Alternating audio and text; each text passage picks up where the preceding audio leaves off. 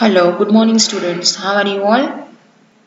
So today we are going to start up with the session of human resource management. In last lecture we had studied about the job evaluation technique, right? So today we will continue with other evaluation techniques.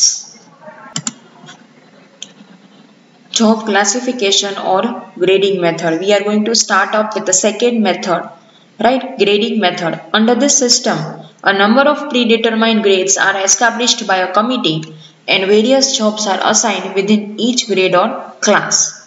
Grade descriptions are result of basic job information which is usually derived from job analysis. After formulating and studying job description and specification, jobs are grouped into classes or grades which represent different pay ranging from low to high.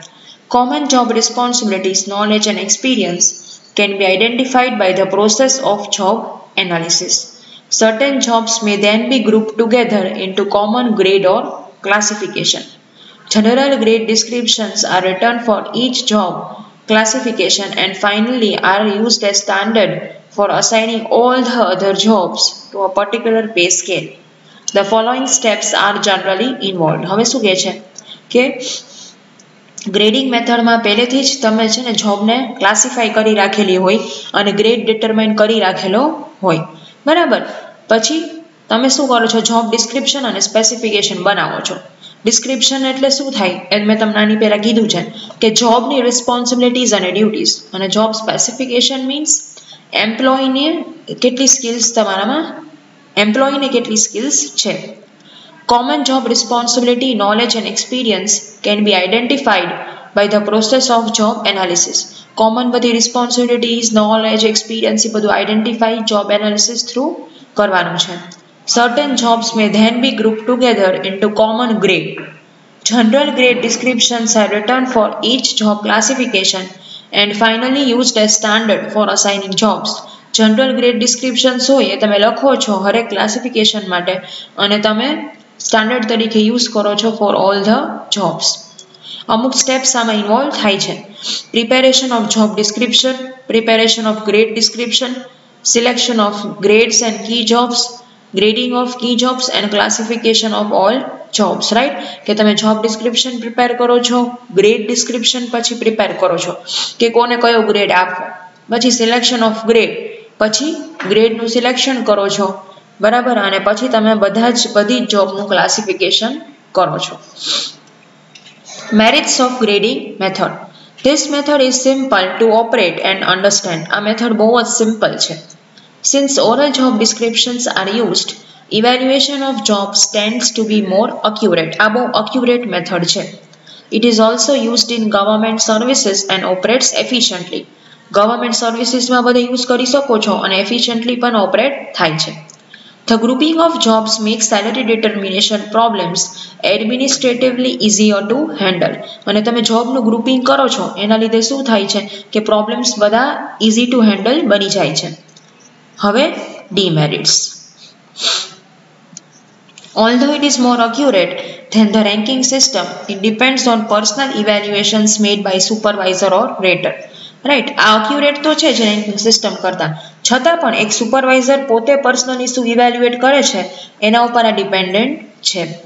This system is rigid and unsuitable for large organization. System rigid છે અને large organisation માટે એકદમ અનસુટેબલ છે. It is difficult to know how much of a grade is influenced by man on this job. આ grade કયું છે એ જાણવાનું બહુ ડિફિકલ્ટ છે. Job classification is in general terms and hence only overall assessment is possible for valuing a job.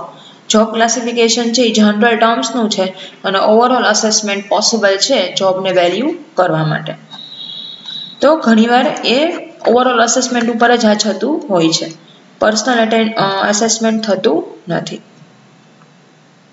Now, the third method will be the point system. This method is mostly used job evaluation technique. It requires identifying a number of characteristics of job and different points are assigned to these different factors or characteristics. Factors like skill, education, experience are required in a job and are identified and are predetermined and are assigned to each of them.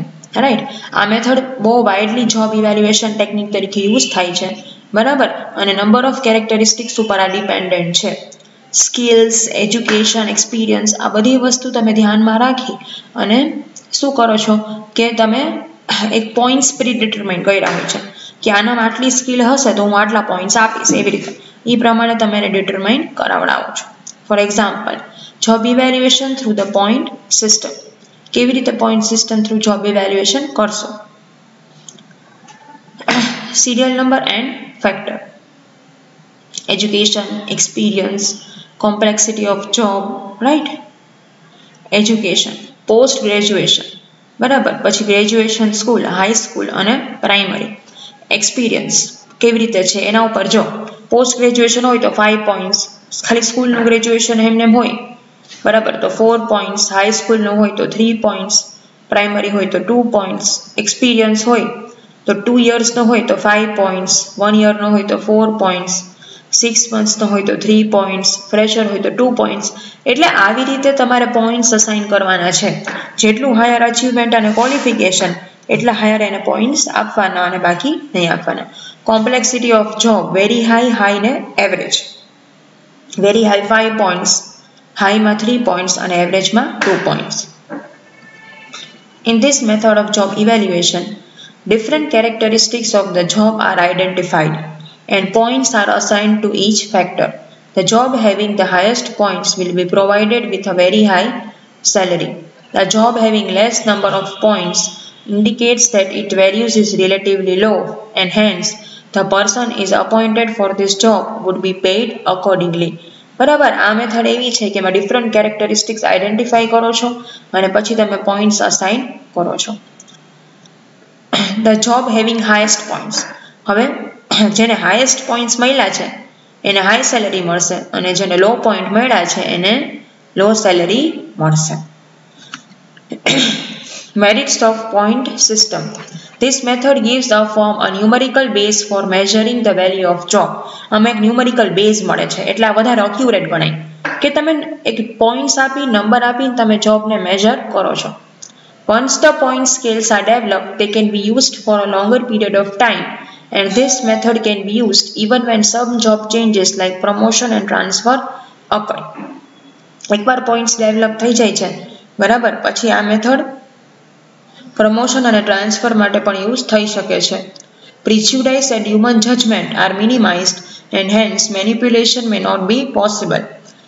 કોઈને પ્રિજ્યુડાઇસ હોય, human જજમેન્ટમાં એવું લાગતું હોય problem છે, બરાબર, તો પણ આમાં મેનિપ્યુલેશન પોસિબલ નથી. It has the ability of handling large number of jobs and enjoy stability as long as factors identified remain relevant. Right, આમાં આ શું થાય છે કે લાર્જ નંબર ઓફ જોબ્સ તમે હેન્ડલ કરી શકો છો અને સ્ટેબિલિટી પણ કરી શકો છો. The workers' acceptance of this system is very high because it is most systematic and objective than other methods of evaluation. Right? Worker આ સિસ્ટમને બહુ જ એક્સેપ્ટ કરે છે કેમ કે આ બહુ સિસ્ટમેટિક છે. વર્કરને ગમે છે કે ભાઈ અમારામાં જેટલા ક્વોલિફિકેશન છે એ પ્રમાણે અમને પોઈન્ટ્સ મળે છે અને એ જ પ્રમાણે અમારે બધું કરવાનું હોય છે, તો આ બહુ સારું કહેવાય. હવે ડીમેરિટ્સ.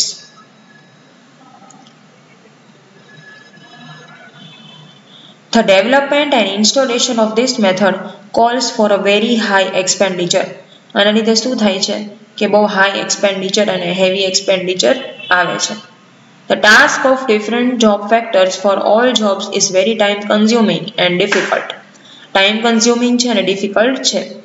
It is a complex method which requires skilled personnel and sometimes workers do not fully understand this method of evaluating jobs. આ બહુ કોમ્પ્લેક્સ મેથડ છે, બરાબર. અનસ્કિલ્ડ લોકો ઘણીવાર સમજતા નથી અને વર્કરને ઘણીવાર આ ફૂલી સમજમાં આવતી નથી એવું પણ બને છે. It increases work since it involves recording work of all job factors during evaluation.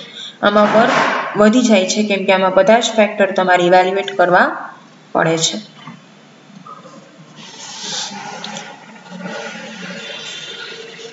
Now, next will be factor comparison method. Under this system, jobs are evaluated by means of a standard yardstick of value. It includes deciding which jobs have more of certain factors as compared to other jobs. Here, the evaluation committee selects some key jobs for which clearly understood job descriptions and salary rates agreed upon and are acceptable to management and workers' union. Under this method, each job is ranked several times, once for each factor selected. Right? આમાં શું થાય છે કે જોબ્સને કેવી રીતે evaluate કરવામાં આવે છે? એક મેજરથી, એક વેલ્યુથી, અમુક માર્ક્સ એને આપવામાં આવે છે. રાઈટ? એક જોબને બીજી જોબ સાથે કમ્પેરિઝન કરવામાં આવે છે કે ભાઈ જોબ એમાં કોન્સન્ટ્રેશનની વધારે જરૂર છે કે જોબ બીમાં કોન્સન્ટ્રેશનની વધારે જરૂર છે. એમાં જરૂર હોય તો એ પ્રમાણે માર્ક્સ મળે છે. રાઈટ? હવે આપણે એક્ઝામ્પલ જ જોશું તો જ તમને ખ્યાલ આવશે. Example, job may be ranked first in terms of factor scale and then education and then experience. Finally, these individual ratings are combined for each job and overall evaluation is prepared as shown below. બરાબર, જોબને પહેલાં તમારે rank કરવાની હોય છે skill, education, experience wise, અને પછી તમે evaluation કરી શકો છો. Factors, job rating, ABCDE. બરાબર, હવે મેન્ટલ સ્કિલ્સ, રિસ્પોન્સિબિલિટી, એજ્યુકેશન અને એક્સપિરિયન્સ, આ બીજા 4 ફેક્ટર્સ છે. બરાબર છે. ઓકે, હવે એમ નક્કી કરવાનું છે કે જોબ રેટિંગમાં મેન્ટલ સ્કિલની સૌથી વધારે જરૂર કોન્સન્ટ્રેશન એ છે. બરાબર, પછી રિસ્પોન્સિબિલિટી ડીને છે, એજ્યુકેશનમાં સીનો ફર્સ્ટ છે. બરાબર, એક્સપિરિયન્સમાં ઈ જોબને ફર્સ્ટ પ્રાયોરિટી આપવામાં આવે છે. પછી હવે બીજા ફેક્ટર્સ તમે સેકન્ડ બી ફેક્ટર લ્યો. બરાબર, તો બી ફેક્ટરમાં સૌથી વધારે જોબ બી છે એમાં મેન્ટલ સ્કિલની જરૂર છે, જોબ એમાં રિસ્પોન્સિબિલિટીની જરૂર છે, એજ્યુકેશનની ડીમાં જરૂર છે અને એક્સપિરિયન્સની એમાં જરૂર છે. Same way for factor C, mental સ્કિલની સીમાં જરૂર છે, રિસ્પોન્સિબિલિટીની બીમાં જરૂર છે, એજ્યુકેશનની એમાં જરૂર છે અને એક્સપિરિયન્સની સીમાં રિક્વાયરમેન્ટ છે. તો આવી રીતે same goes for D and E. Now fixing up value of job. હવે જોબની વેલ્યુ ફિક્સ કરવાની છે. કેવી રીતે? Job A, job B, job C, job D and job E. 5 job છે અને 4 ફેક્ટર છે: કોન્સન્ટ્રેશન, રિસ્પોન્સિબિલિટી, એજ્યુકેશન અને એક્સપિરિયન્સ. બરાબર, તો હવે આપણે જોયું કે જોબ એમાં સૌથી વધારે કોન્સન્ટ્રેશનની જરૂર છે એટલે એને અહીંયા 300 પોઈન્ટ્સ આપવામાં આવ્યા છે. બરાબર, પછી બીમાં સેકન્ડલી એને જરૂર છે કોન્સન્ટ્રેશનની. બરાબર, અહીંયા જો સેકન્ડ છે. બરાબર, જોયું ને તમે કે સૌથી વધારે પહેલા મેન્ટલ સ્કિલની એમાં જરૂર છે, પછી બીમાં જરૂર છે એટલે બીને એના કરતાં થોડા ઓછા પોઈન્ટ્સ આપ્યા, દેટ ઇઝ 175. પછી સીને જરૂર છે એટલે એને એના કરતાં થોડાક ઓછા આપ્યા, 150 પોઈન્ટ્સ. પછી મેન્ટલ સ્કિલની ડીમાં જરૂર છે એટલે એને 100 પોઈન્ટ્સ આપ્યા અને પછી એને ઈમાં જરૂર છે મેન્ટલ સ્કિલની લાસ્ટ, તો 50 પોઈન્ટ્સ આપ્યા. એવી રીતે તમારે પોઈન્ટ્સ આપવાના છે ઘટતા ઓર્ડરમાં. હવે રિસ્પોન્સિબિલિટીની વાત કરીએ તો સૌથી વધારે રિસ્પોન્સિબિલિટી જોબ ડીમાં પહેલાં છે.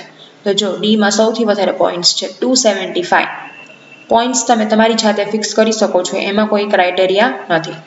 પછી રિસ્પોન્સિબિલિટીની એ જોબમાં સૌથી વધારે જરૂર છે તો જો એને 200 આપ્યા. બરાબર, પછી રિસ્પોન્સિબિલિટીની બી જોબમાં જરૂર છે તો જો એને 130 આપ્યા. પછી રિસ્પોન્સિબિલિટીની ઈમાં જરૂર છે તો જો એને 100 આપ્યા. પછી રિસ્પોન્સિબિલિટીની સીમાં જરૂર છે તો જો એને 75 આપ્યા. જોયું? આવી રીતે same goes with education. Right, એજ્યુકેશનની સૌથી વધારે પહેલાં સીને જરૂર છે, 300 આપ્યા. પછી ડીને જરૂર છે, 200 આપ્યા. પછી એને જરૂર છે, 175 આપ્યા. પછી બીને જરૂર છે, 150 આપ્યા. લાસ્ટ ઈને જરૂર છે તો 80 આપ્યા. એક્સપિરિયન્સની સૌથી વધારે ઈને રિક્વાયરમેન્ટ છે તો ઈને 300 પોઈન્ટ્સ. પછી એ અને સી તો એને 200 અને સીને 160. પછી ડી અને બી તો ડીને 120 અને બીને 50. આવી રીતે તમારે પોઈન્ટ્સ આપવાના છે અને પછી ટોટલ કરવાનો છે. જો A નો 875 થયો, B નો કેટલો થયો 505, C નો 685, D નો 695 અને E નો 530. તો સૌથી વધારે સેલેરી અહીંયા કોને મળશે? A ને, કેમ કે એનો સૌથી હાઈએસ્ટ રેન્કિંગ છે, પછી D ને, પછી C ને, પછી E ને અને છેલ્લે B ને. આવી રીતે નક્કી કરો તો આમાં ક્યાંય પાર્શિયાલિટી થતી નથી. The major steps in this method are as under: clear cut job descriptions and specification. Clear cut job description હોય અને specification હોય. પછી selection of key jobs બહુ ઇમ્પોર્ટન્ટ છે, key job નું સિલેક્શન કરાવવાનું છે. Ranking of key jobs on the basis of factors like mental concentration, experience, education, responsibility and skills required. Right, પછી તમે કી જોબનું રેન્કિંગ કરો છો, મેન્ટલ કોન્સન્ટ્રેશન કેટલું જોઈએ, એક્સપિરિયન્સ કેટલું જોઈએ, એજ્યુકેશન એ પ્રમાણે. પછી તમે વેલ્યુ આપો છો બધા જ ફેક્ટર થ્રુ બધી જોબ્સને. અને last establishing the monetary value. Monetary value લાસ્ટમાં તમે એસ્ટાબ્લિશ કરો છો. Merits of factor comparison method. હવે એના મેરિટ શું છે? It is the systematic quantifiable method. Systematic અને ક્વોન્ટિફાયેબલ મેથડ છે. Jobs are compared to other jobs to determine relative value. તમે એક જોબને બીજી જોબ સાથે કમ્પેર કરો છો કેમ કે તમારે રિલેટિવ વેલ્યુ ડિટરમાઇન કરવાની હોય છે. It is fairly easy system to explain to the employees and their unions. બહુ easy system છે. It is scientific method with greater validity. With greater validity scientific method છે. અને લાસ્ટ ઓબ્જેક્ટિવ મેથડ છે because minimum chance of personal bias. Personal બાયસનામાં minimum chance છે એટલે objective method છે. Now, demerits. It is costly to install and somehow difficult to operate. Costly છે થોડીક અને ઓપરેટ કરવામાં પણ ડિફિકલ્ટ પડે. The system is complex and cannot be easily explained. થોડીક કોમ્પ્લેક્સ છે. જો મારે તમને કેમ સમજાવતા વાર લાગી એવી રીતે સમજતા વાર લાગે એમ છે. Wage level changes from time and these minor changes have to be adjusted to all the jobs considered under this method. Wage level time to time change થાય છે અને minor changes adjust કરવા પડે છે for all the jobs. Okay students, તો અહીંયા job ઇવેલ્યુએશનની 4 method પૂરી થાય છે. એક મેથડ આપણે ગઈકાલે સ્ટડી કરી હતી અને other 3 methods we studied today. Now, as these 3 methods are quite difficult to understand, so આજે આપણે આટલું રાખશું. We will wind up the lecture. Then in next lecture we will start up with advantages and disadvantages of job evaluation. So till then, thank you and take care.